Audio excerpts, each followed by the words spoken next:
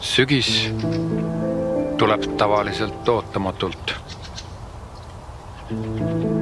Kuidas saab ilusast kuumast suvest järsku külm ja lirtsuv sügis?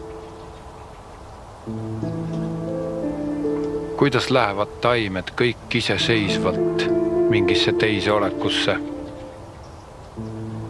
Rohi muutub kurvalt löntsiks, justkui andes alla sellele, mis tuleb, justkui teades, et ees ootab 5 kuud pakast ja lund.